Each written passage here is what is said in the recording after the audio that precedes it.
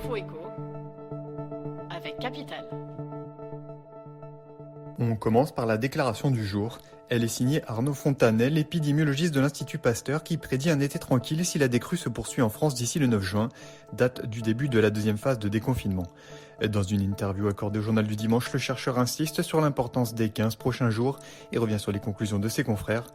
Ce que ces scénarios montrent, c'est que si la décrue se poursuit jusqu'au 9 juin, nous passerons un été tranquille. Néanmoins, il met en garde, tout relâchement pourrait être regrettable. Tous les petits efforts, masques, gestes barrières ou distanciation physique peuvent avoir de grands effets sur la courbe des contaminations, lance-t-il. Le chiffre du jour, moins 30%, c'est en moyenne la baisse de la valeur des clubs de football les plus bankable de la planète.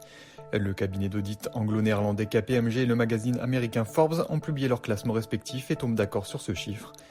Deux clubs espagnols, le Real Madrid et le FC Barcelone, restent les plus valorisés devant Manchester United, mais tous passent sous la barre des 3 milliards d'euros avec une perte de 20%, soit 680 millions d'euros pour le club mancunien.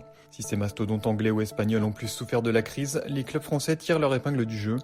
Ainsi, le Paris Saint-Germain gagne une place au classement alors que l'Olympique Lyonnais enregistre la plus forte progression en 5 ans. De son côté, l'Olympique de Marseille entre dans ce club très fermé des 32 clubs valorisés par KPMG. On continue par la nouvelle offre d'électricité à prix coûtant que s'apprête à sortir le géant de la grande distribution Leclerc. En mettant en place une application où le client pourra suivre 24 heures sur 24, heure par heure, le prix de l'énergie dont le tarif sera indexé sur le prix du marché de gros, Leclerc promet une réduction substantielle de la facture. Mais attention, elle ne sera adressée dans un premier temps qu'aux possesseurs d'un compteur Linky et des associations de consommateurs mettent déjà en garde contre le manque de prévisibilité des factures, ainsi que des possibles tarifs élevés aux heures de pointe. En 2018, Leclerc avait déjà lancé deux offres, un discount de 10% par rapport au tarif réglementé d'EDF, ou une ristourne équivalente à 20% de la consommation d'électricité à utiliser en ticket d'achat dans un magasin Leclerc. Et on termine par ce jugement qui pourrait faire jurisprudence. 4 ans après les faits, un salarié de la Redoute a obtenu gain de cause devant la cour d'appel de Douai. En 2017, il avait été mis à pied une journée par sa société pour avoir mangé une clémentine pendant ses horaires de travail.